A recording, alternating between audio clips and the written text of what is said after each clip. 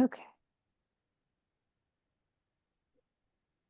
Welcome to our November presentation. I'm Julia Southwick, the president for the Florida chapter of the Society for Technical Communication.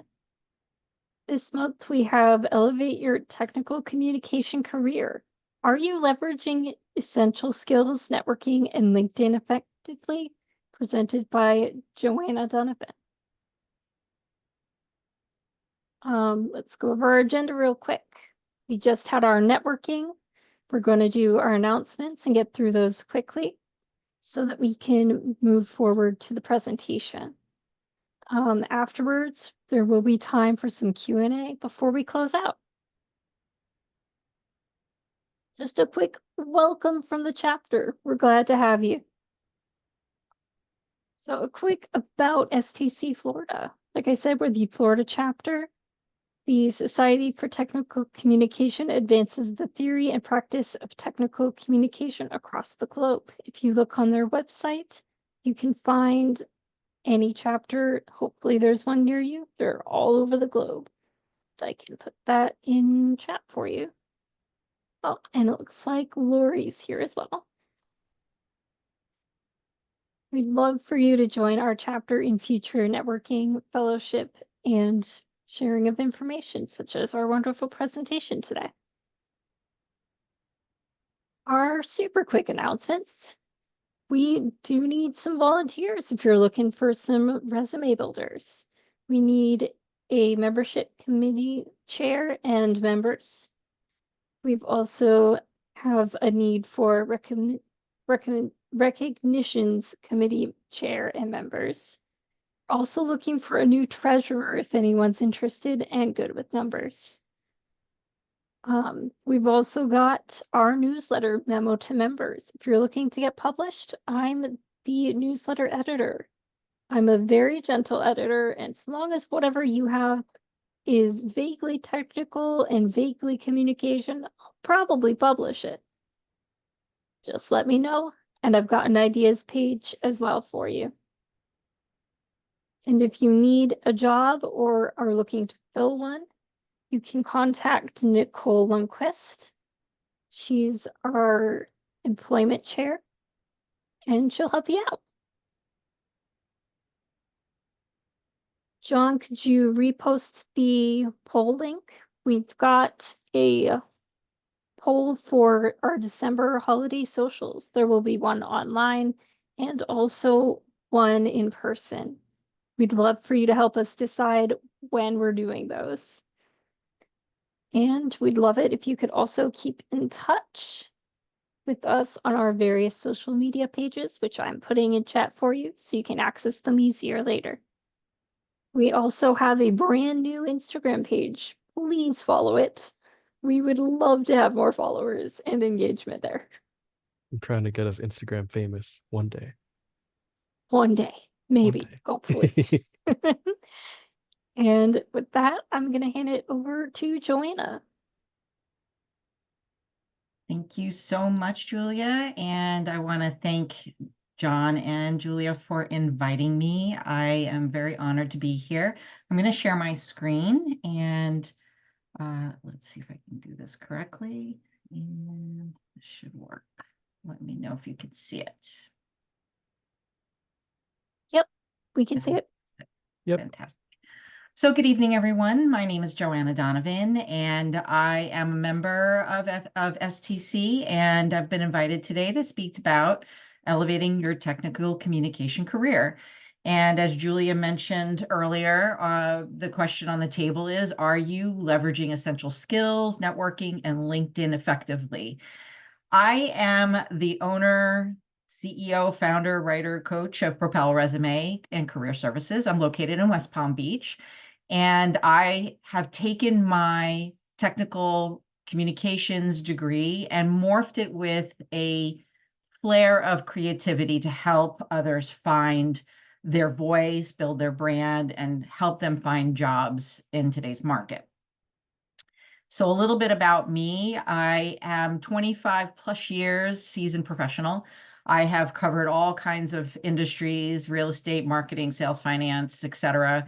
And I founded the company for Propel Resume to empower people in achieving their career aspirations, giving them guidance, making things customized, personalized, being their mentor, being their advocate, so that they felt that they were able to discuss the challenges they were having, both as technical communicators, but in every industry, to getting their information out there and trying to really find a job that related to the things that they love to do and what their education and background was in. I graduated UCF in 2022. Yes, I know I'm a little older. I graduated with John, and we had done, I think, an amazing job with the curriculum they gave us. I thoroughly enjoyed learning about TechCom, and it has led me here, so I'm totally grateful. But I decided to take all of that and really roll it into this business. And I furthered my education with some professional certifications through the Professional Association of Resume Writers and Coaches. And what does that do? That helps me understand what's going on in the market, helps me be able to help my clients navigate the challenges. We were talking a little bit about ChatGPT and the different things that are happening with interviews and resumes. And so there's a lot that comes from the additional training that I've been in, and we'll discuss some of those pieces as we get to the LinkedIn portion, but it is actually scattered throughout this presentation. If you have questions during this presentation, please feel free to put them in the chat and we'll field them at the end. And that way we'll be able to get everyone's questions answered. So the agenda for tonight is we're going to do a little introduction. I have a slide on some audience questions. I was not really quite sure how many people were going to be here or who I would know, and there are quite a few people that I do know here. We'll talk about early career skills and portfolio building, networking, LinkedIn, resumes, and then there'll be a Q&A at the end. So my audience questions are as follows, and those of you who are able to help with the chat, I'd love it if our participants here tonight could talk a little bit about one or all of these questions. How many of you are in school? How many of you have 1 to 5 years of experience or 5 or more? How many of you are thinking about transitioning to a new career? And if you are in the job application process, what kind of challenges are you facing? It'll be interesting to see what we have as a dynamic this evening. And again, I do know some of you, so I'm quite aware of some of the answers we'll get. But whoever's monitoring chat, if you're able to read back some of the responses that we get, that would be great. Sure, I'm watching chat. And just to get us started while people are typing, I'm not in school. I've almost got 5 years experience. I would like to move to a different job soon, but I'm not quite there yet. And I am struggling a bit with the application process because reading through all of the different job descriptions, figuring out what to apply for, like we said in networking, what does the job description actually mean? It can get overwhelming very quickly. Absolutely. There's a lot of challenge out there. If anybody else wants to chime in and agree with Julia's, maybe they're having the same apprehension, that would be great. And then we'll get into the presentation. I definitely have the same apprehensions. I am in school currently, but this is my second time in school. I actually already have a bachelor's degree in public health from over a decade ago. So this is my second time going through school again. So I do already have work experience from my first go around with college, but in a totally different field. So I'm kind of switching gears here. And then I've also been out of work for the past 5 years because for the past 5 years, I decided to be a stay-at-home mom after having my kids. So now I'm getting back into the work field as well. So there's just been a lot of new stuff happening in my life, and transitioning back into the work field has been an interesting experience, especially coming into a totally different career path. Well, kudos to you for putting all of that on your plate. It is a lot to juggle. And I applaud you for navigating it, because not only do you have to deal with the people that you don't know, but then you have the little people that you do know that you have to work with as well. So good for you. I'm sort of in the same boat as Mariah as far as a career change. And And I definitely feel that struggle as well. I was a nurse for 4 years. I had my bachelor's in nursing, and then I decided to switch careers recently. So I've been a tech writer for 4 months now after doing a certification program and then applying to jobs. I applied to jobs for about 5 months until I actually got one. So it does take a while, and I definitely feel that struggle.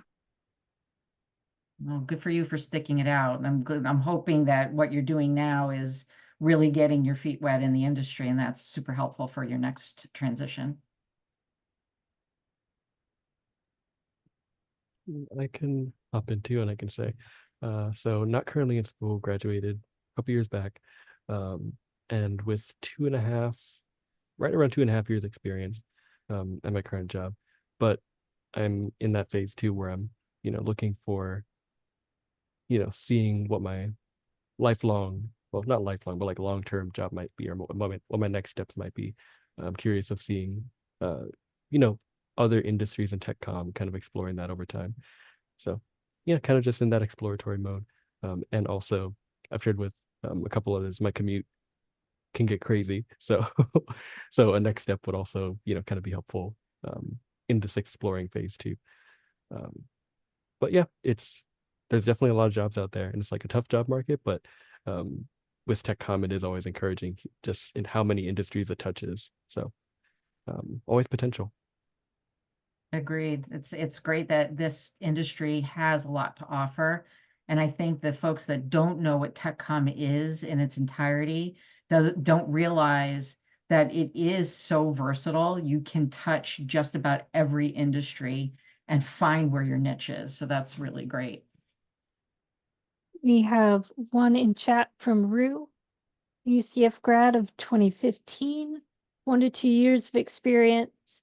She wants an actual career and is dealing with job description confusion, rejection letters, imposter syndrome, and loss of confidence. Wondering if she should settle into admin/customer service. Well, we'll definitely get into that, Rolanda. Those are great questions, and we'll probably cover a bit of that during the conversation tonight. Yeah, I can share. I'm trying to find the reactions with the hands raised, but so I'll just talk before anybody. I don't see them anymore. But I have over 5 years of work experience, more like 20. And it's interesting because I wanted to highlight what you just said, which was transitioning to a new career. The interesting thing about TechCom is, and I figured this out through the STC many years ago, you can stay in this area and have 5 or 6 different careers in the same technically the same I'm sorry, job description, not even job description, but the same area. You'd still be a technical communicator, but our jobs become so different over time. So I guess in a way I'm looking for a new career. We were talking about AI earlier. I'm sure that's going to change our jobs in a very big way, but I've been through a few of those transitions, so I think I'm ready for it and excited. But that's what I think the job application process is a struggle because of those transitions where you really don't know what it means. And which is to get to your last question, it's you sort of we were talking about how the job descriptions are all over the place and you don't really know what they mean, but that's I've learned over all the many years that's just part of this industry and being in it is every few years you dip your toe back in and you can't understand the job. You can't understand the job descriptions anymore, but they are pretty much the same. So and different at the same time. So it's challenging. I agree. I agree. It's tough, and we were talking about this in networking a few minutes ago, is that the people that are doing the job descriptions are not necessarily folks that are immersed in the industry or even know what the job entails, and they're really relying on others to give them data. And it really does a disservice to the job seekers, unfortunately. But we'll have some strategies in this particular segment to understand how to navigate that a little bit. It's not foolproof because I don't think anything ever is, but we'll definitely have some strategies to work through that. All right. Does anyone else have anything before we move on?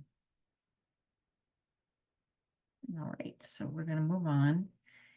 And we're going to talk about the current situation, which I'm sure everybody's excited about this slide because it probably resembles a lot of different things: fear, anxiety, what's coming next. And it's valid. It's valid for you to feel all of it. Because if you're not feeling this and you're not seeing this, you're probably not in the reality of what's going on in this market. It is challenging from a number of different levels. So if you don't feel like this guy who's fallen off the cliff, you need to reevaluate.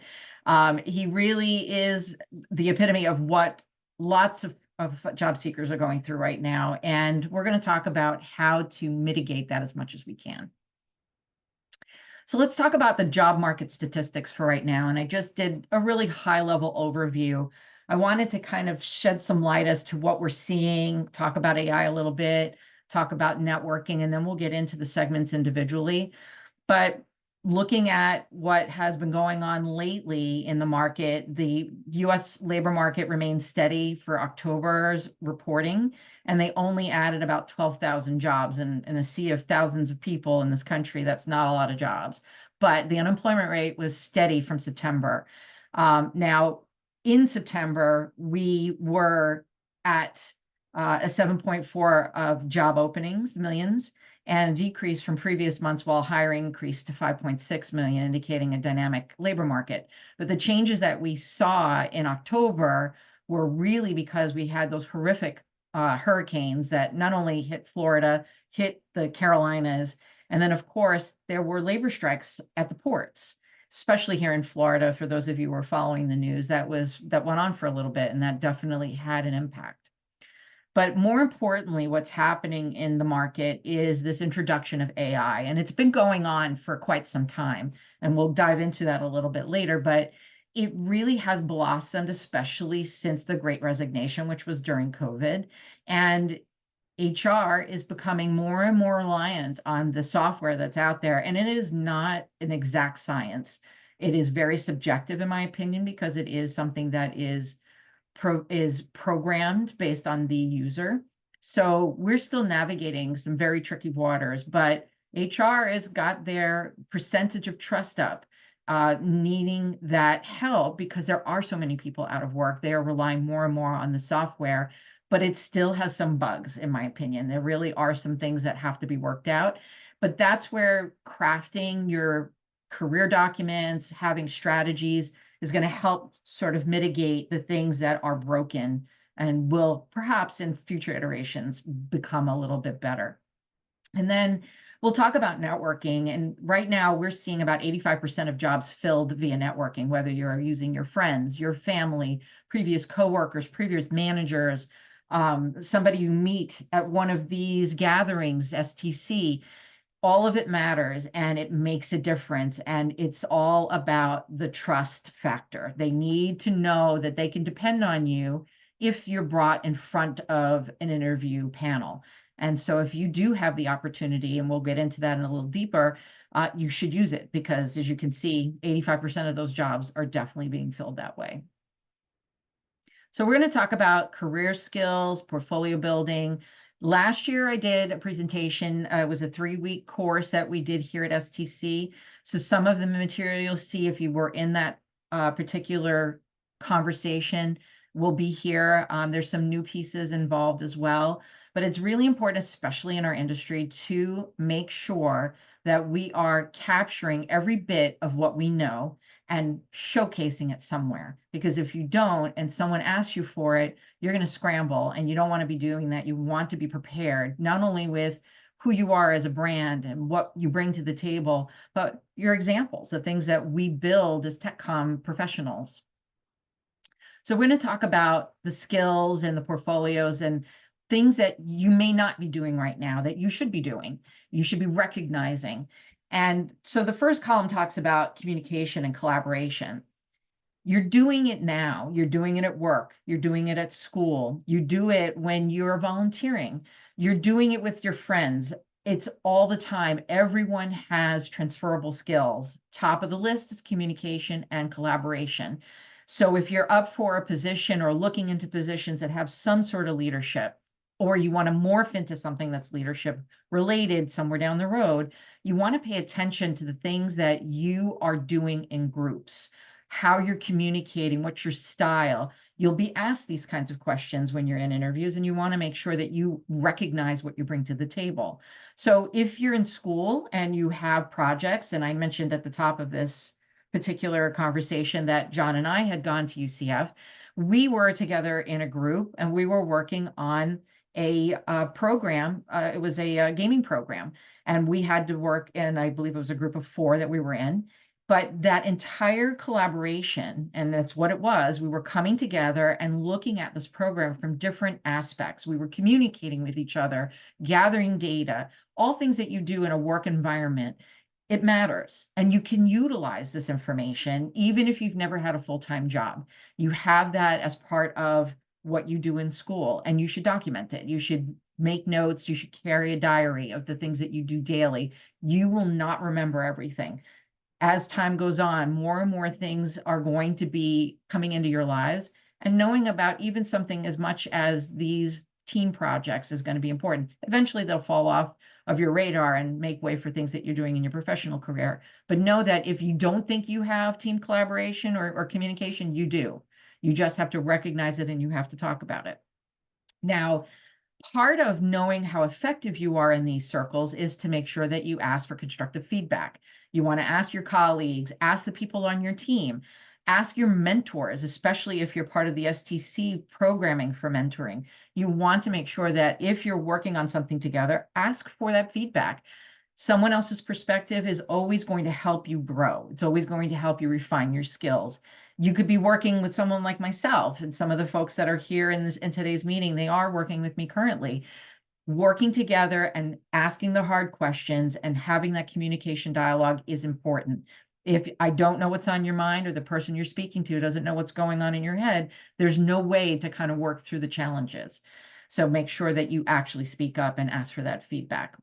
And then the other parts of the collaboration are the tools you use. And as tech comm professionals, and even if you're in another industry, there are so much innovation coming out that is amazing. Trello, Workday, we use Slack a lot here in and this Discord that we use a lot in STC. Teams is used predominantly in the workforce. You might be looking at a PM position, a project management position. Trello, Workday, Monday, all of those are phenomenal tools. And the more you know, the better you are, and the more that you can possibly teach it later. Any kind of teaching opportunities that you do in a group lends itself to leadership piece. So you want to make sure that you capture that, you understand that, you bring that to the table. The next column is about adaptability and continuous learning, which I am an education girl. As I said earlier, just a couple of years ago, I graduated UCF and made a conscious decision to pivot. And the only way I could do that was to get an education in something other than what I was doing before, which was predominantly real estate, administrative work. I was not fulfilled. And I said, I got to make a change. And I went back to school, and UCF had a great program. I have always been a lifelong learner of English. My parents are foreigners. My father is from Tunis, which is the top of Africa, and my mother is from Brazil. And in that world, there was every other language but English. And so it became a challenge for me because no one could help me.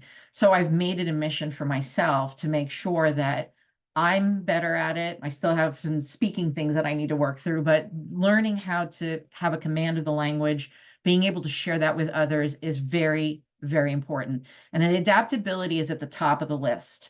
No matter what job you are in, if you're not flexible and adaptable, you're not seen as part of the team. So recognize the times that you are flexible and adaptable. You will see that it is something in a lot of job descriptions that will be nice to have, and more importantly, be the thing that gets you hired, is being able to demonstrate through your stories how adaptable and flexible you are. It's just knowing how you can work in groups, how you can work on projects, how you can work one-on-one with a manager. All of it matters. And then you want to also look at how diverse the projects you're working on. Now, when I use the term projects, a project can be a task you're on. It doesn't have to be something assigned, doesn't have to be labeled a project. It could be something where you've identified a challenge or something that's not quite right or somewhere you can make a difference. That to me is a project. It lends itself to showing how you can be forward thinking and that you have the ability to maybe decipher or problem solve something that someone else has not done before. So you have a different way of looking at your job and seeing how diverse the types of work that you do. For instance, for the majority of my early career, I was an admin assistant. And I hated the title. I couldn't stand it. But now I go back and I look at it and I think, well, I was given so many different projects to work on, whether it was booking travel for executives or setting up events or doing research. All of it gave me the foundation of the things that I do now. And so I might have discounted it and had that imposter syndrome about I'm not good enough. But to be honest with you, all of it was a precursor to what I'm doing now. And now I understand people who are coming up the ranks, who are coming out of school, who are coming back to work. All of it will become part of the fabric of who you are. So never discount any of the smaller things. You've been faced with them for a reason. They're going to show up somewhere else in your life, and you'll be having that aha moment. Now I understand why I needed to know this. There was a time where I knew everything there was to know about Canon copiers, and I thought, well, what the heck was I'm going to use this anywhere? And it turned out to be something where I ended up training people on how to use the copier as they were being hired.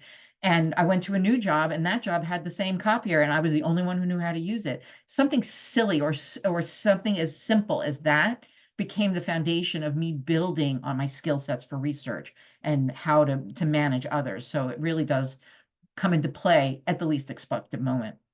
So know that everything that you do has a level of diverse experience to it. And as we talked about being a lifelong learner, any opportunity that you can get to get additional education, whether it's Udemy for free, Coursera for free, get a certification like I did with the Professional Association of Resume Writers and getting that under my belt. You're doing something for STC where you're getting your certification for technical writing. All of it becomes a building block. It shows progression. You want to be able to tell people in your resume and through your interview preparation and discussions with panels that you are constantly evolving. You're studying trends, you're understanding new tools that you're using. So anytime you can have an opportunity, and of course, if a company pays for it, all the better, you want to make sure that you're taking advantage of it. Don't pass it by. And stay informed. Look at publications, go to Summit, attend seminars STC is handling. You might see seminars on LinkedIn that might be of value to you. Attend them all. If you can afford them and they're within your time scope and you find that they might be something that could be of value to you, do it. You never know what that education is going to do for you later, and it could tip the scale when you're looking at a particular job. I tell this to my clients all the time. You're going to put your professional history down. You're going to talk about it in an interview, but there may be one piece of your history that somebody else doesn't have, and that might be the difference that gets you hired. So talk about it. You never know. They might have a project that they've been shelving because they didn't have the right individual. And then if you talk about it, it might be the one thing that just solidifies the deal. So you definitely want to make sure you keep learning always. Now, as tech comm professionals, any kind of creatives, whether you're a writer, doing blogs, you're writing novels, you're doing technical communication, you're doing your manuals, you're doing how-to guides, you're doing any kind of SOWs, it doesn't matter. If you have the ability to strip down those pieces, especially if you're in an industry where you have an NDA, where you can't discuss some of the work that you're doing, but you can strip out the details of the company and showcase your work in some degree. Build yourself a portfolio. You can do it for free. You can do it on WordPress. You can do it on Wix. You can even do it on GoDaddy Website Builder. Something very simple, doesn't have to be fancy, but you will be asked if you're remaining in the tech comm world to show examples of your work. And what better way but to show them that you've built your own site and that you have your own copy to work from and to showcase, and that you'll be proud of it and keep building on it every type that you do. Now, when we were in school, depending on the type of class that you had, you were given project to build your site, project to find websites that had terrible frequently asked question pages or didn't have them at all. There were plenty of opportunities to create your own projects if you didn't get one or couldn't use something from a particular job. So know that you have opportunities to build your arsenal of sample works, and make sure that you do something that's engaging, something that is pleasing to the eye, because as we all know as tech com professionals, it's all about that reader experience. We want to make sure that all of that information that they're engaging with is a positive one, so that they remember you and they want to keep speaking with you. And you might be the type of person who likes analytics. Now, one of the classes I had, they talked about it was all about visual dynamics. We didn't get into anything like Tableau or anything like that, but there are ways to utilize even Excel to create the dynamics that we're looking for. But now we have many more wonderful platforms out there that will help us create the visual dynamics. So do your charts, do any kind of analysis for perhaps something that you're writing, a piece that you're writing. It could be a blog, it could be an article of some sort, and showcase it on your portfolio. It shows different levels of expertise, different things that you're willing to go out on a limb to do. And perhaps you might actually enjoy something new that you're not currently doing at work, that lends itself to an opportunity down the road if somebody sees the dynamic and the skill sets that you have in those areas. And finally, some of the things that you need to be doing if you're building that portfolio is getting testimonials. If you do any kind of contract work, you decide that you're going to be, farming yourself out for mini projects, make sure you get your testimonials. It's not unlike any other business owner. You want to have something that shows your credibility, and nothing says it better than a testimonial.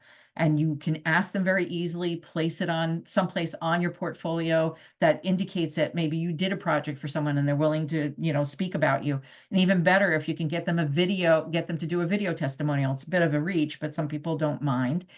It actually does help when you're going for these jobs to be able to have that in your back pocket, and make sure that you reciprocate. If you ever are in a situation where someone's asking you for a testimonial, you'll want to do it because you're helping someone. It's coming full circle. So you definitely want to make sure you do that.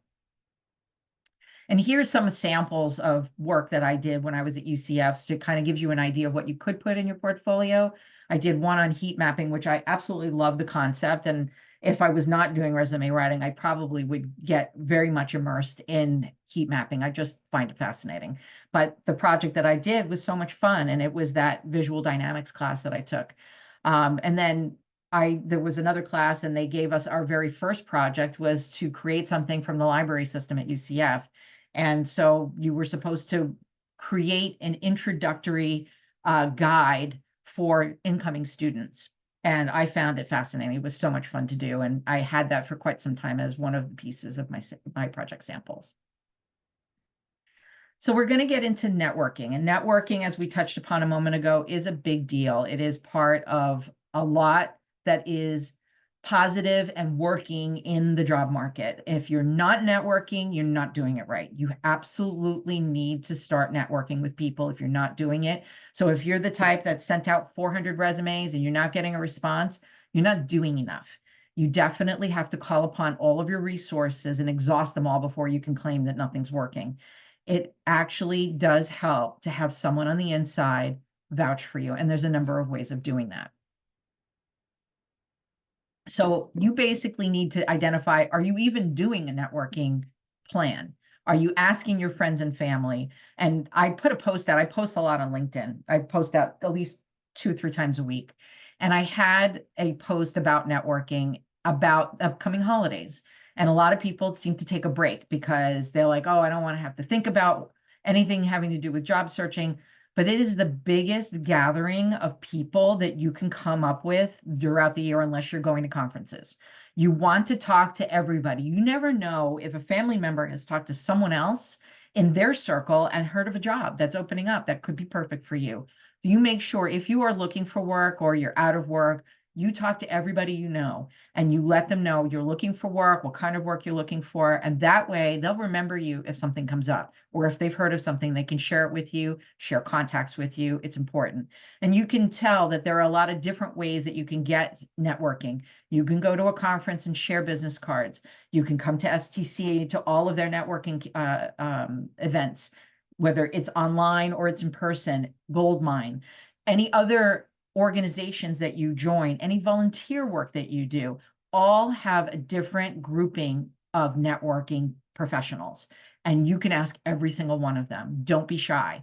It sounds like it's begging. Somebody said to me the other day, it's really icky if I have to ask somebody for help. Well, that might be, but if that is going to be the difference between you being on the unemployment line and you being at work, I think I'd go with the icky feeling. That's just my perspective on it. But know that your network grid goes beyond your immediate circle always. If you think you've stopped, you probably can go so much further. Remember, there's a discussion about 6 degrees of separation. You don't know who you're going to be involved with when you're networking. I have a client, and she is trying to get out of project management and work. She wants to work in a government job, and basically lined up interviews with this one company up in Connecticut, and found out that someone on the inside is her distant cousin. She's never met this person, believe it or not, had no idea, and found out after speaking to her father that, yeah, that they actually do have some family networking that they do, but the two of them have never crossed paths. So she didn't go far enough, as far as I'm concerned, in her networking. And now she's able to utilize that resource. She's reached out, and now that has become a very good resource for her on the inside as she's continuing through their required interview panel series. So next, make sure that you definitely look deep into those networking pieces. Now, you have online networking and in-person networking. I'm not going to read through all of this. You can pretty much scan this, and most people know the difference. But the ones that are most important to us, especially because we're so digital, is the online piece. And that is where LinkedIn comes in. And we're going to go over LinkedIn in a moment. But there are ways that you can get through additional networking opportunities, and that's from informational interviews, where you interview someone from a company, find out what the culture is at the company, what does it take to get to that role. You're not asking them for the job, but you're making a connection, and that's the name of the game. You can ask past coworkers, connect with them on LinkedIn, connect with their friends. Any of that will work. If you go to conference meet and greets, make sure that you friend request them on LinkedIn, or if it's Facebook or Instagram, make sure you keep the connection. And I'm just going to say this out loud because I know Rolanda does this. Rolanda's part of our group today. Rolanda is phenomenal about keeping in touch with people. It's your birthday. She's following to see how you're doing. She does a better job than I do. And she's out there actually talking to people, catching up and staying relevant. Why does it matter? You don't want to ask somebody for a favor when you haven't spoken to them in a year. It's rude. You want to keep the conversation going, even if it's a touch point once a month. Hey, how are you doing? What's new in your life? You're not asking them for anything, but you're staying in touch, and they'll be more apt to help you if a job comes up that they're able to help you with. So make sure if you make the connections, keep the connection alive.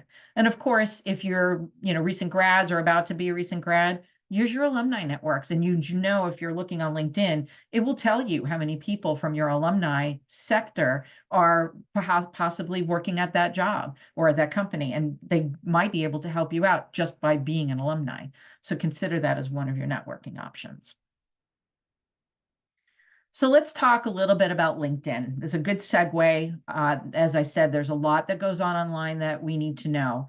And as I mentioned at the top of the conversation, I'm certified in digital strategies with LinkedIn. I help with optimization. I train you how to use it. And recently I recertified. We have to do it once a year. And there was a piece about AI coming into play. And what's happening is they're getting it to be more conversational. So it's not so much from the job seeker point of view, it's more from the HR point of view or the recruiting manager point of view. They're going to start being able to use tools in their enterprise accounts on LinkedIn to ask AI to find them someone who meets a number of criteria just by speaking into the program. They don't have to write anything. They just basically have to say, I'm looking for someone who has 10 years of experience in tech comm. I want them to have been in the airline industry, and I want them to have these tools, and I want someone who's actively engaged on LinkedIn. And that tool is going to go out and it's going to give them a result of the different people who are fitting that criteria. Why is that important? Well, it's a shortcut and it helps them do their job faster. So we need to make sure as individuals on LinkedIn that we remain active. Don't just set up your account and hope to God someone sees you. You have to make sure the back end of your account is set up properly. You need to make sure you're posting on a regular basis, and you need to make sure that your content matches your resume and also your skills are matched up for the majority of the jobs that you're looking for. That way you can choose the career that you need, whether you want to be in tech, in the technology, writing for technology, or be in journalism, web development, content marketing, design, IT, doesn't matter. It will all help you if you stay active. It helps the algorithms. You want to make sure that you're seen. You want to make sure you can be found. So what are some of the essentials that you can use to make sure that your profile is optimal? Well, you want to make sure, first of all, you are not showing a picture of your cat. I can't tell you how many customers have come to me and they put their cat, they think it is, Facebook. You want a professional photo. And I did in my last year's presentation, I should have put it here, but I can easily say it. If you don't have the funds, and actually I think Rolanda used it and she did it, she got a great response out of it, is a lot of AI programs out there are made to give, where you give your candid photos, and give 3 or 4 of them, and they will put you in professional clothing and make you look like you sat for that particular that photo shoot. And there's nothing wrong. No one can tell that you didn't sit for that particular picture, and you could put it as your profile photo. So it will definitely enhance your professional appearance online, because as you know, everybody's visual these days, and you want to make sure that everything across the board, including your photograph, is up to par. That particular program was called Dreamwave AI, in case anyone's interested. I believe it was at the time, and it might be around $49 right now. You got like a few hundred options, and you could choose whatever you want. And I will tell you, if you like to have a beverage, adult beverage once in a while, is a fun thing to do on the weekend, because there are some doppelganger photographs that will come out of this program. They gave me an 80s do with some silver thing on the top of my head, and it was hilarious. I didn't ask for it, but I got it, and it was the butt of a lot of jokes for a little while. But it can be fun as well as it can be helpful for building your profile. And you want to make sure also underneath your photo that you are definitely highlighting your experience and career objectives. And I want to call out this particular, and whoever's manning the chat, if you wouldn't mind putting the link in the chat. This is something that came out of my recertification, is this LinkedIn headline generator. And it's something that is on LinkedIn that you can use. You give it, it's an AI program. You basically give it your parameters about who you are and what makes you tick, what do you want people to know about you? And it will create for you, at least a starting point, if nothing else, a headline for you that will be keyword rich. And you can manipulate it before you put it into LinkedIn, but it will give you a jumpstart if you don't know what to write. I had a client that basically was all about her research and being like a detective. And I joked with her one day and I said, you're sort of like the Enola Holmes of your industry. And she said, you wouldn't believe it, but I love Sherlock. And we ended up writing her profile saying she was the Enola Holmes of her project management industry. And people now come to her and say, I love your headline. How did you do it? And it was all because of this conversation that we had, and that organic discussion led us to putting something not only fun and conversational, but very specific about who she was as a person when she's at work. So you want to make sure that these pieces are searchable and that they are accurate to what you want the audience to know. Now, if you're a student or you're a career transitioner, you want to make sure that you put in relevant courses and credentials. Make sure that you follow target companies, stay up on potential employers. If you're in school, you're not ready to do full time, or you're about to transition, maybe you're just not quite ready. There are things that you can do to show your interest. As you know, not only do hiring managers or the jobs present themselves at on LinkedIn, but you can actually go to company pages on LinkedIn and you can like those pages. And you can then visit those hiring managers, make sure they see you, make sure that you are showing that you're doing your homework, you are researching. 9 times out of 10, when you get into these jobs, they're going to want to know why you applied to the job. It's one of the tough questions in interview prep.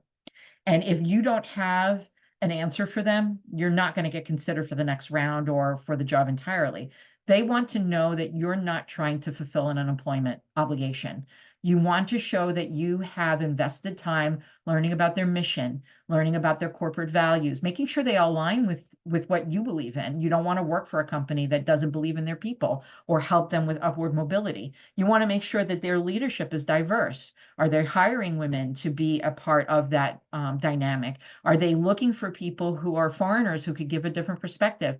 It matters. And it might matter to you a little more if you actually saw the comparisons from different companies to see exactly what they do. But it all gives you enough ammunition in an interview to be able to talk about the reasons why you want to work there and why you want that job. So make sure that you target those companies, you like their pages, especially if you're really hot about working for them, show them you care, show them you're interested. But even more so, especially in our industry, and I don't see it enough, is we come across challenges in TechCom. And any industry could have the same challenges, but we have challenges in TechCom. We were even talking about it when it came to job descriptions. If you're seeing job descriptions that are not written quite right, write about it. Show how you're a SME. You're a subject matter expert at what you do best. And everyone might have something specific that they are fabulous at. Write about it on a regular basis. It not only boosts your algorithms, but it actually shows the readers who are searching to fill positions what you're doing and that you're active online and that you know and you're immersed in your industry.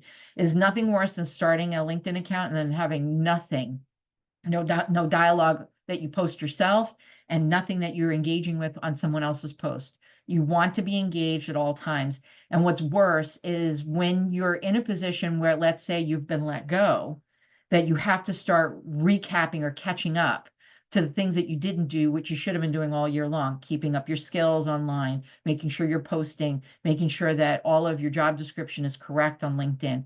You need to keep that going on continuously. In addition, we talked about testimonials a couple slides ago. You have a unique opportunity on LinkedIn to organically ask people in your circle to do a testimonial or a recommendation, which is what it's affectionately called on LinkedIn, and ask them to write something nice about working with you. And the more that you have, the better off you will be, because hiring managers can see that just people who have worked with you side by side can attest to how you work in a group, how you work on projects, how you lead projects. All of it will become important as they start to fan through all of those recommendations. And it is a common practice and expected. If you ask someone for a recommendation, you reciprocate. It helps boost their visibility as well. And it shows that you weren't just one-sidedly asking for something and not sharing or giving back in some capacity. You definitely want to make sure that that happens.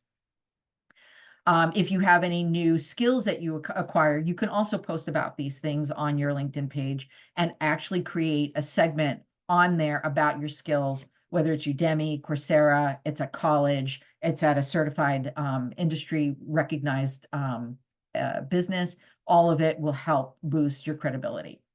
Now, if you're a seasoned professional like myself, you want to make sure that you're careful about what you showcase, because ageism becomes a problem once you get to a certain level. And when you're 20 years plus, people start to look at you closer to retirement. They're starting to figure out whether or not you're going to be someone they want to invest money to onboard. And your best defense is to keep your data as close to relevant in time as possible, meaning try not to show anything that is older than 15 years. Hiring managers do not consider it any longer. They think that the information is stale and that we've gone so far beyond in innovation and styles of management that they're more interested in what you're learning now, what you're implementing now. So if you have that situation where you have a lot of past experience, shave it down. It's not being dishonest, it's just keeping yourself relevant. And then if there are times where you have to call upon it, you can say, in my previous experience, without mentioning how many years it was, you can call upon maybe a story or two that would be relevant to a conversation, or perhaps a story that you have to place on your resume. And we can field those questions at the end if anyone has a question about that. There is question about using the open to work symbol on LinkedIn. It is subjective to yourself. What do you want people to know? First of all, if you're currently employed, it should be obvious. You don't put the sign up because you don't want to get fired. If you are in between jobs or you've been recently laid off, there's no worry about using it. Some people feel that it is overkill and you shouldn't do it, but hiring managers actually look for those symbols and will call upon those folks first if they meet the criteria of the job, because then they know that they don't have to weed through people who have to give notice or perhaps are, only sort of looking for a job. They want to know that somebody's actively looking for employment. So it's okay to have that up if that's something you want to showcase. And then basically you want to talk about your about section. Your about section should summarize your years of experience. You don't want to be restating your entire resume or your experience section on LinkedIn. You want it to be conversational, should be first person. It should also be something where you want people to know how you are in a team setting. So if you're a problem solver or you love to work on specific types of projects, don't be afraid to talk about it. Make sure you put it in there. Don't make it too long that people don't want to read it, but give them the highlights. Give them enough, like you're on a first date, that you have given them enough that they want to come back for a second date. You want to be able to talk about more things as time progresses to sort of build that trust and that relationship and the credibility as you're entering into these interviews. And has someone put the Match Build link into chat already? Yes, I have. And quick Fantastic. time check, it is 7:55. All right. So there are do's and don'ts here. I mean, some of them are pretty obvious. You want to make sure we covered a lot of this. You want to be a SME. Doing informational interviews is key. If you can do them, not everybody likes to do them, but make sure that you extend yourself. That extension can also help when you apply. You can mention, I spoke to Sam Smith and he told me all about your company. I'm excited to learn about it. Here's my application. Let's talk about, setting up an interview. So make sure you do that. Stay away from negative comments, stay away from political commentary. Digital content follows you everywhere. You don't want to be found for the things that are not positive. And you want to make sure as much as possible that you don't apply on LinkedIn or Indeed or any of the other job boards. Use that as your resource tool. Use that to look for companies that are trying to fill positions. A lot of times the ATS, which we're going to go through in a minute, is built into those platforms, and you're trying to avoid them as much as possible. And by the way, don't post your phone number. People will call you, and they may not be the right people that you want them to call. Let's talk about resumes. So the resume is the last part here. Most of us know resumes are your job application. It tells a lot about your history.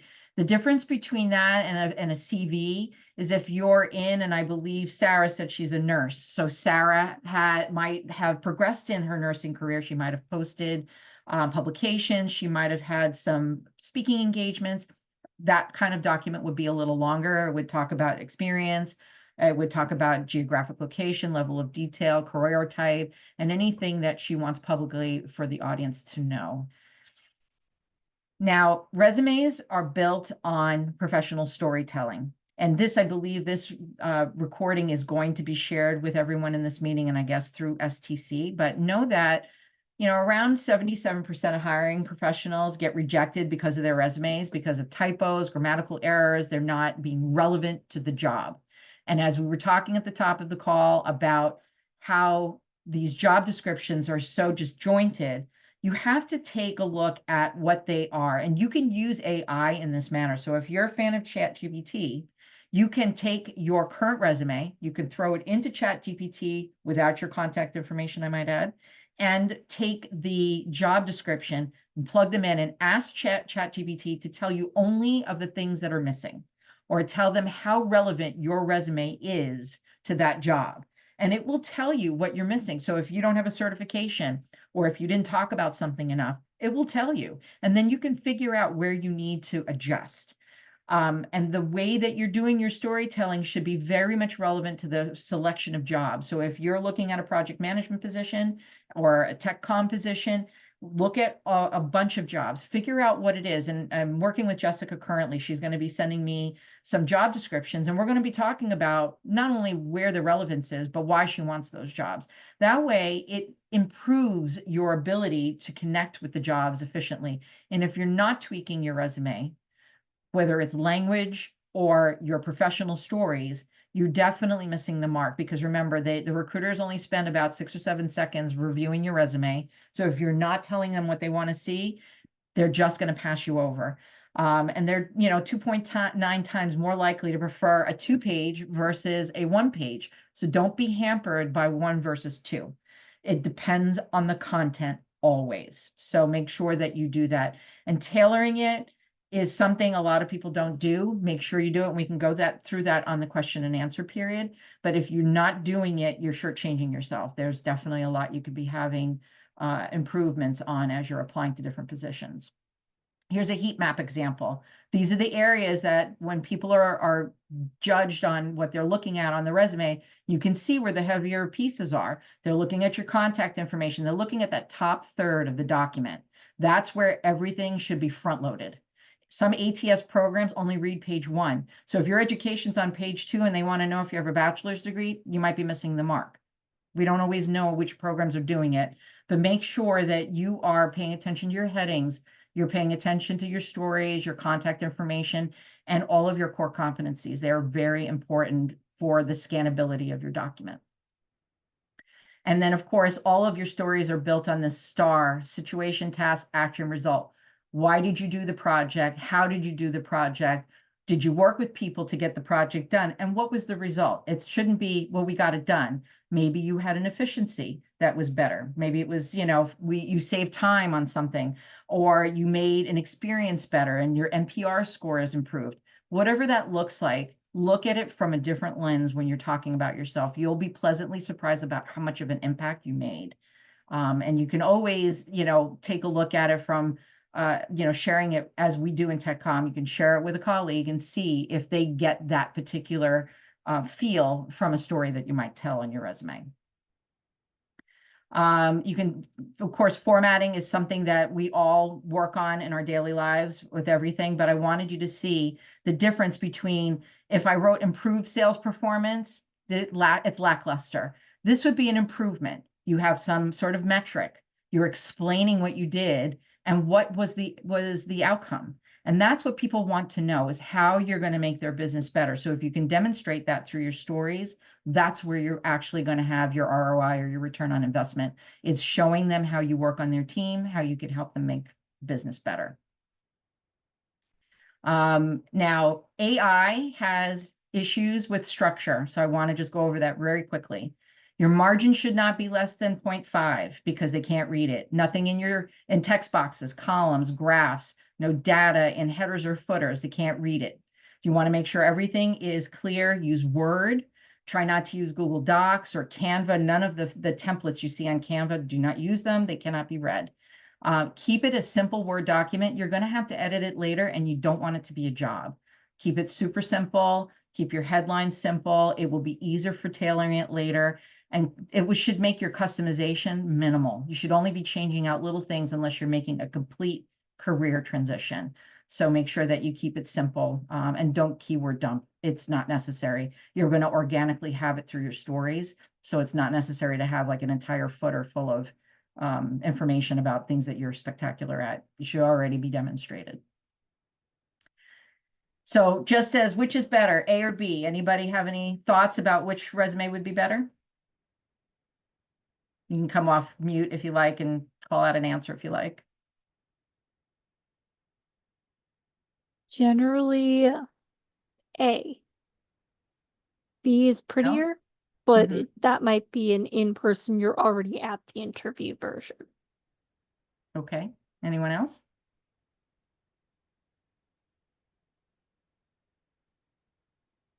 Well, the answer is A. And to Julia's point, B could be something you could hand out perhaps at a conference, networking, social, you could do that.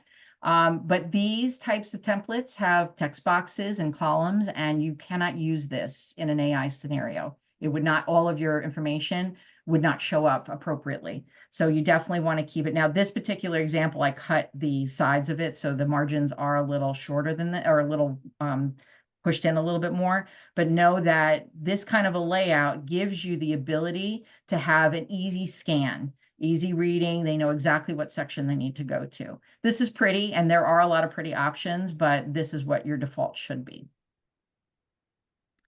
And we talked about ATS. They were introduced remarkably in the 1960s by IBM, but they are very prevalent in HR scenarios, and companies, bigger companies, are using them with their websites. So know that you're going to do everything you can, and there's never going to be 100% ATS. If you see that on LinkedIn, it's a lie. No one can do 100%. You don't know what people are programming behind these particular AI programs. It's all about the job, and it's subjectively about the person who programmed it. So you want to make sure that you're at least being relevant with the content in the job in the job description.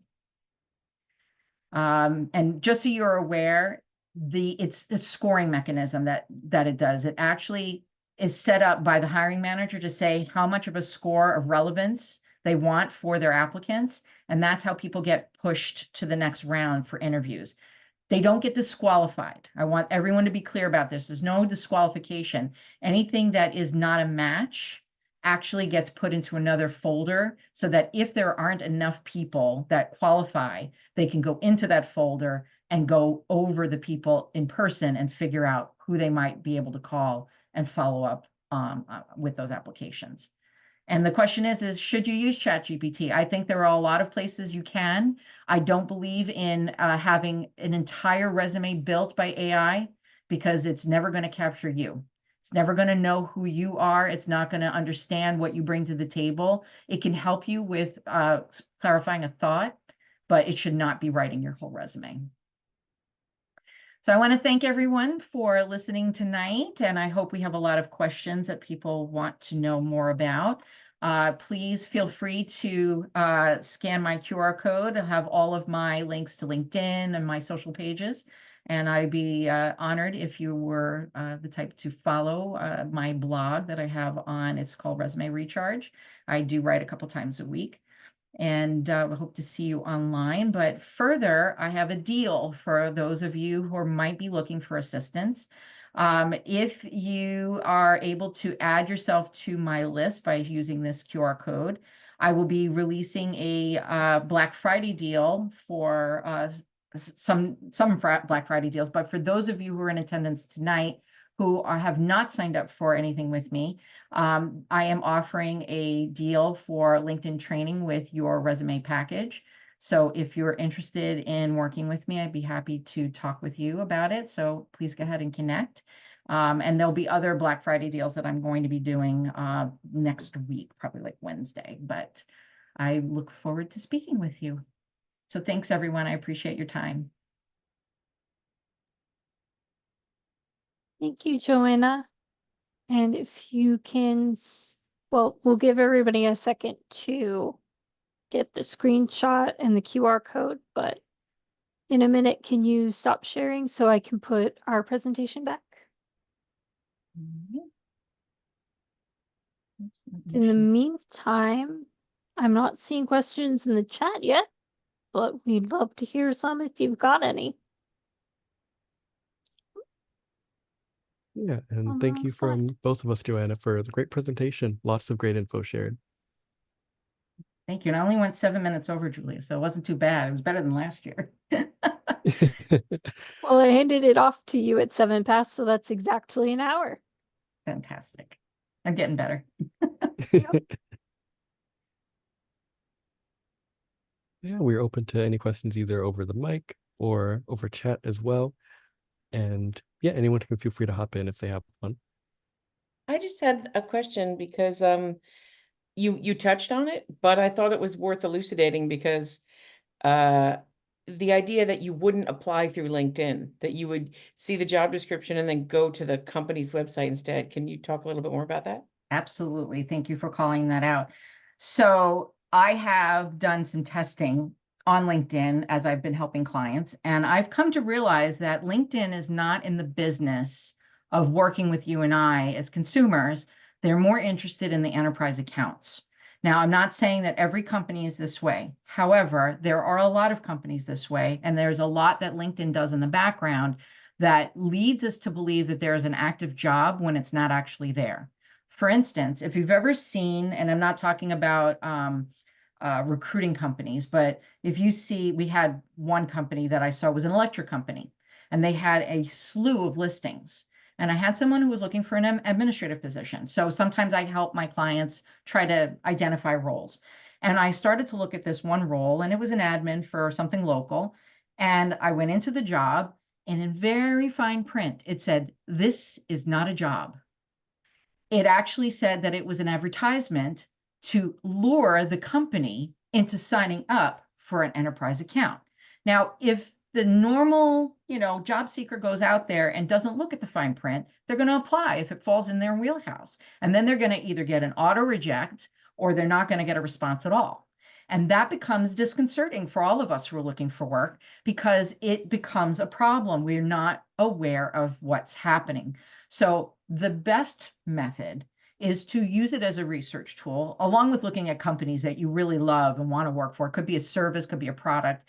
Go to their company page. Make sure the job is still there, because sometimes hiring managers don't take the jobs down right away. And you're applying to something that they may already be very far into, already placed, but forgot to take it down. It happens all the time. So if you go to their webpage and you apply, hiring managers have told me in my training that their email is the #1 place that they go to every day to look for a candidate. And they would prefer that they see you come into their emails rather than come through the job boards with thousands of other people. So it lends itself to doing a personalized or customized experience with that company, especially if you're really hot about the job. Absolutely apply direct, use your cover letters, use your introduction in your email, however that works. And then you can go back to LinkedIn, find the hiring manager and connect. That's where your networking comes in. You can say, "Hi, Susan, I just applied on your website for this role. I would really love to speak to you more about it or set up an interview, but I wanted to make that connection to let you know that I just applied." So now you've used your networking and you've gone direct. It's two positives in your corner to having made a connection with that job in the hopes that you actually get the interview request, and it works a lot of the time. So that's my take on not applying. We've got a couple questions in chat from Sarah. If you were to suggest one priority focus or piece of advice in job searching, instead of doing everything at once, what would you suggest? Great question. I suggest figuring out who you are and what your brand is first.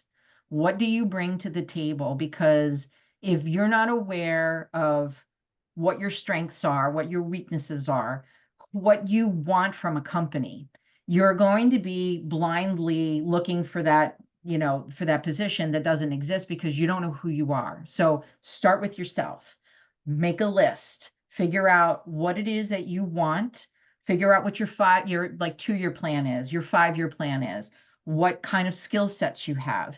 And then when you go sit back and look at it, you can really identify what makes you happy, what makes you get out of bed in the morning to go to work. Those are the kinds of jobs then that you can look for, because it will be in their core value statements, in their mission, and then you can see who aligns. It becomes a little bit more intentional. And if you're able to bring that intentional force with you, it's manifestation. Everybody talks about it, manifesting what you want. That's how you're manifesting. You've identified who you are. You come in with a confidence, and that confidence will exude when you start applying. So that would be my very first takeaway. And the other question is that she's heard of not applying for remote jobs because the chances of getting them is so much lower. What is your opinion on remote jobs? I don't know if that's necessarily true. I think that if the company is reputable and they have a constant listing of remote positions. I think they're looking for the person who's the best fit. You will have companies that want a hybrid situation or tell you that it's remote and then switch you to full time. That happens all the time. I think you need to do your research and find out how much that is true. For instance, if you were in IT and you wanted an autonomous type of role, you might go to contractors. I think Kforce is a contractor. And by the way, they do actually have sometimes roles for TechCom people. So make sure that you check them out. It's called Kforce, the letter K and Force. Basically, you want to make sure you've done your homework on the company. Know that they regularly are hiring for remote, and you also want to make sure that they're in your region. Sometimes you'll get companies that are in California or Oregon, and they will only hire people in their time zone. So make sure that if you are going for a remote position, and that's something they do regularly, stick to your time zone if possible. I think you have a better chance of landing those roles than you would something that is outside of your time zone.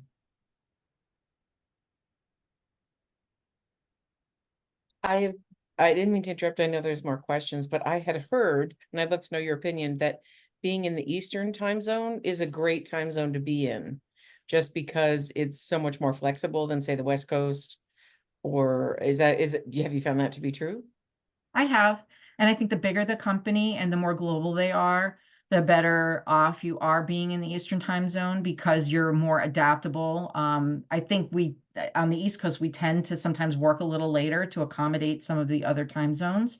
And it also lends itself to those, maybe if they were in Australia, well, the middle of our day is going to be the start of their day. So it does sort of balance. So that could be true, absolutely. Yeah, and European companies too. Mhm. I know that there are some conferences I've seen where they call it Atlantic, and they sort of use the prime meridian in the middle of the ocean because it can get people in Europe and people from the East Coast. Mhm. And I'd heard a number of people say that, but I didn't know if that was that being in the Eastern time zone is an advantage that might be something to bring up for remote positions. Yeah, I think Eastern and Central time are the most popular. And you'll see Central a lot on a lot of postings.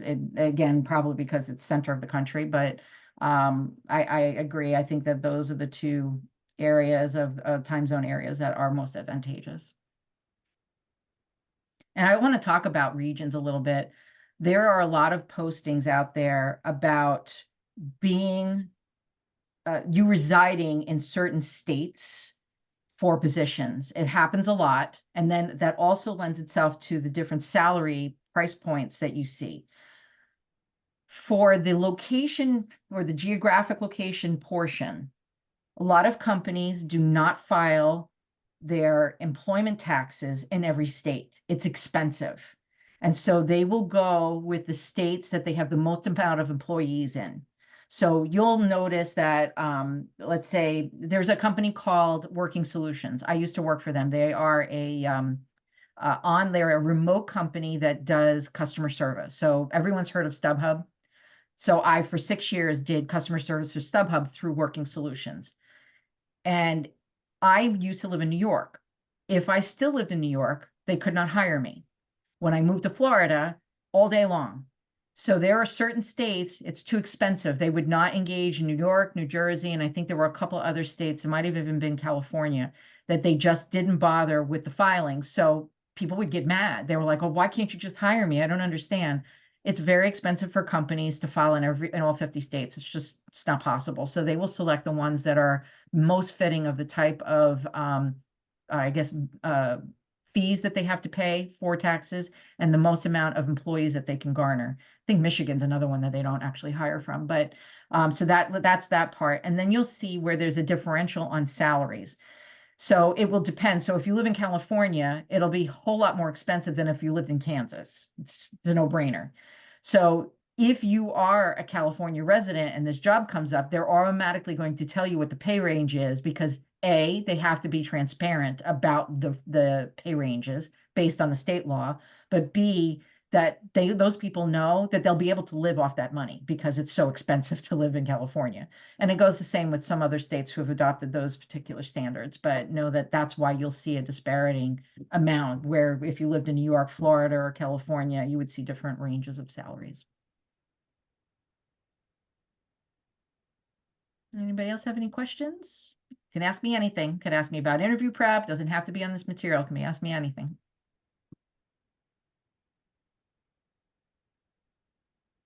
Well, I don't exactly have a, oh, go oh, ahead. sorry. I No, don't I'll- exactly have a question, but in case anyone's interested in seeing the series we did last year, I'm gonna post that in chat. I gathered it during the presentation, but didn't want to post because I didn't want people to click away. Thank you. I appreciate that. That presentation was much longer and a little more in depth. We touched upon resume writing, LinkedIn, interview prep. I forgot what the other one was that we did. I think it was just those three. It was 3 weeks that we did.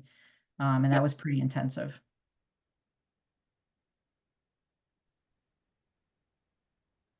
That way, if people want to go more in depth later, those are available. And of course, your link and working with you is another option. Absolutely. And if you'd simply want to have a one-on-one conversation with me, I offer one free strategy session. You can call me or set up an appointment on my website. Doesn't cost you anything. You're not obligated to do anything. And we can talk about your situation. And if you just want a review of what you have and some tips, we could do that. If you decide you want help, we could do that too. I believe in giving back. I believe in helping people get some empowerment as to what they bring to the table, whether I help them or they help themselves. And sometimes just having that conversation is really important. It's absolutely valuable. And yeah, we appreciate you sharing that as a resource. I wanted to ask to follow up on interview prep, as you mentioned. Do you have any interview prep tips that you hadn't mentioned, or any things that in particular you always go to an interview with, like, oh, let me have this in mind, or let me mention this, things like that? Great question. I actually just did a blog about this. You need to know what your brand is. So you always get asked the question, tell me about yourself. It is the epitome of it's like the bane of everyone's existence. Everyone hates it. And I can assure you that everyone who is not prepared gets it wrong. Your whole approach to answering that question is to make it like an elevator pitch. So the time that it takes you to go from the first to the 10th floor should be all the time that you need to explain who you are effectively. If you're getting into the weeds of, hi, my name is Joanna, and I am in TechCom for 20 years, you sound like you just came out of an AA meeting. No one's excited by that. You need to be more dynamic. You need to be more confident in what you're saying. You need to have 5 pillars of information. One, you need to obviously know who you are, but you need to know your credibility. What do you bring and qualifications for this role? So it could be how long you've been in the role. It could, or in the industry, excuse me. It could be your education. It could be your certifications. All of that is your credibility piece. Then you want to be able to tell them about your skills. You need to have an array of skills, and they could change depending on who your audience is. So if you don't do your homework on the company or the role, you're not going to be prepared for that interview. So make sure that you have a list. And my cheat sheet for everyone, and we haven't gotten there yet, Jessica, but my cheat sheet for everyone is everyone's got a camera on their computer. But if you put Post-it notes underneath the camera, no one's going to see it. So if you can't remember, give yourself a nice line of Post-it notes in an order that you can read to, because what happens, you're still going to be eye level. You're not going to be looking down. You're not going to be looking over here. You're still looking eye level, and you'll be able to call out your qualifications, your skill sets, your traits. Your traits are what makes you you. Are you a problem solver? Are you a great communicator? And again, those answers will change depending on your audience. And then the one thing, and I'm going to put this out as a question for everyone, I want everyone to answer. What is the one thing that companies want you to help them with? Julia, what do you think it is? Solving whatever problem or fulfilling whatever need they may have. Okay. Jessica? The one thing I can think is to get things done, but that can, the thing is what changes. Okay. Yeah. John? I would say similar to fulfill a need, something that they're lacking in. Okay. Okay. Sarah? I would say efficiency, cutting costs, cutting time, anything that they can do to be more efficient. Okay, Mariah? I'm inclined to agree with some of the other responses. Filling that need is what I gravitated toward initially. Okay, Lori? Lori is also in California and they've got a storm, so I don't know if she's able Might be to. not connecting. Okay, If Rolanda? you're able to, Lori, that's great. If not, if you're able to just type in chat, I'll read it out for you. And Rolanda put hers in chat and hers said solve problems. So your answers are not wrong, but they're not what they want to know. It's not what a company wants to know. The company wants to know how you're going to help them make money, because if they don't make money, guess what? None of us have a job. They want to know how you're going to help them either get clients or make money. And everything anybody does in a company is a contributing factor to revenue growth. Every one of us. I don't care if you answer the phones. I don't care if you do tech comm. I don't care if you do IT. It all pairs together and it all becomes part of the bottom line. It's how we serve. So when you're doing your speech for your elevator pitch, your whole culmination of it is your whole idea is in getting that job is that you want to help that company grow their clients and make money. I am sure that if you're getting that from this particular segment and you're going up against someone else for a job, they're not going to have that answer. They're not going to be showcasing themselves in the same way. So having that set up for your interview, as John had asked, what could you do to make that better, is have your branding set up, have your elevator pitch set up on Post-it notes, and make sure that you adjust depending on your audience. That would be my number one tip.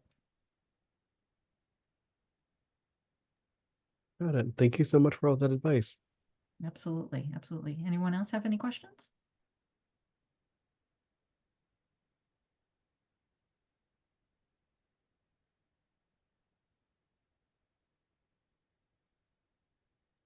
I have a question.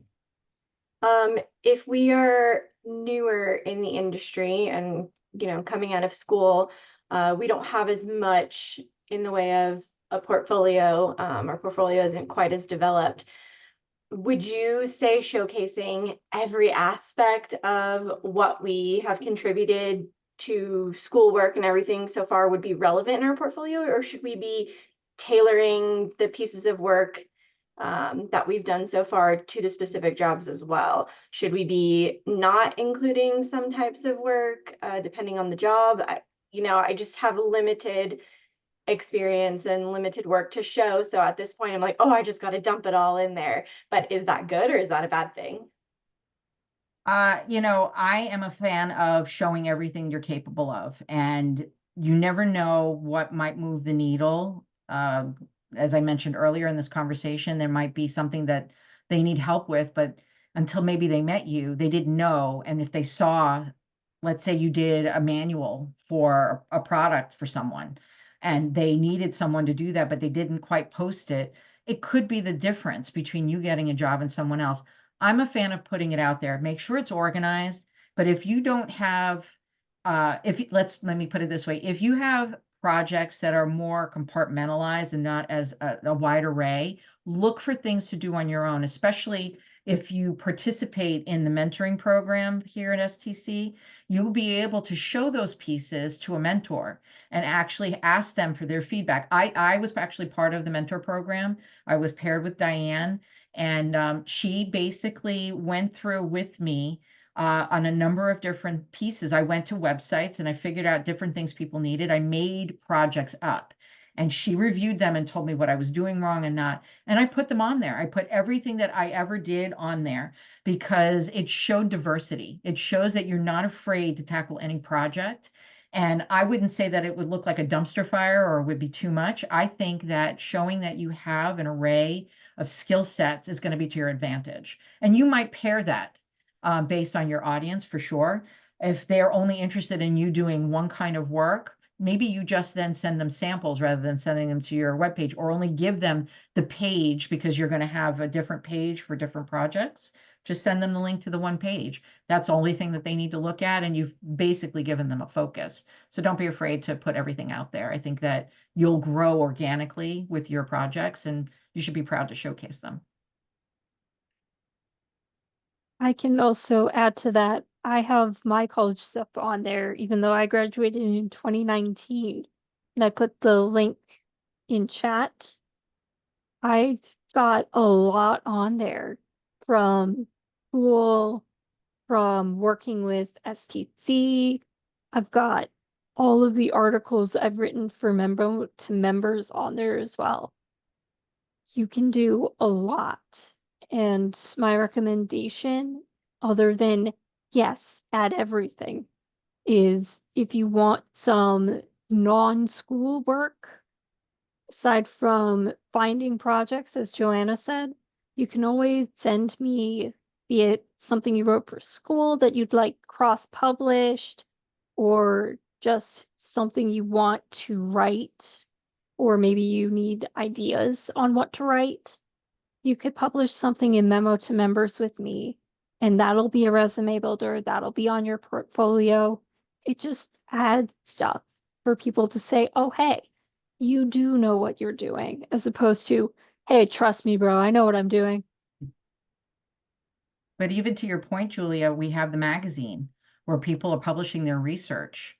That's a huge bonus because then you have something tangible that you can actually bring to an interview with you. If you're that inclined to do research and showcase it that way, it's a great forum for you to show that you have actively been published in something that's industry specific. So might be something to consider as well. It's a great magazine that we carry.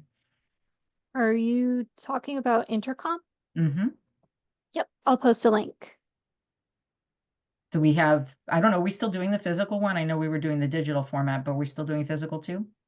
As far as I know, yes. Okay, great. I have one from 2020, I think, that I did. So I did an article on Dungeons and Dragons for Intercom. Hmm. And we have, oh, sorry, you were saying? No, I was just saying it all matters. It all counts. So don't discount it. It's really a good way to get yourself out there. Yeah. Even making Dungeons and Dragons relatable to TechCom is something you can do. I've done it. And oh, you're welcome.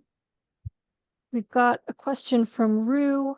How do you keep going forward when your confidence is shot, especially when you have limited experience and keep getting job rejections? All right. Yeah. This question I'm going to answer very specifically to you, Rolanda, because you and I have worked together. I think that you need a buddy. You need to have someone to talk with through your journey, because job searching, I don't care what level you're at, whether you're seasoned, whether you're coming out of school, whether you've been out of work a long time. It's an emotional process. It impacts you in so many ways that we don't really give credit to. And if you're doing it alone and you're not coming up with a plan and you're not sharing it with someone, I don't care if you share it with your spouse, you share it with your best friend, you hire somebody, it doesn't matter. You have to have someone hold you accountable, because guess what? You might not think that you have anything to provide to an employer, but I promise you, you do. It's a matter of really getting organized and sticking to the plan and being sure that if you're applying to positions, was that job relevant to you? Did you customize your document to make sure that it was relevant to that job? You can't use the same document for every single job. It's not going to happen. It's not going to be relevant for everything. Your branding statement may have to change. All of it has to be flexible and adaptable. Otherwise, it's not going to work for you. So if you're just going through the motions, I can absolutely understand how you would feel about not having good confidence or feeling like you have limited experience. You post all the time on LinkedIn. You should be collecting all of those haikus that you write. Those are all TechCom. It's all collectively. We were talking about this, just as everybody knows. I didn't really touch upon this. I'm actually on the nominating committee for the leadership for STC for the overall organization. And it is really amazing to see how people are coming together to make TechCom identifiable to those who don't think they're part of this group. And you need to know that if you're doing anything, writing per se, I even consider myself as a resume writer, I consider myself a TechCom.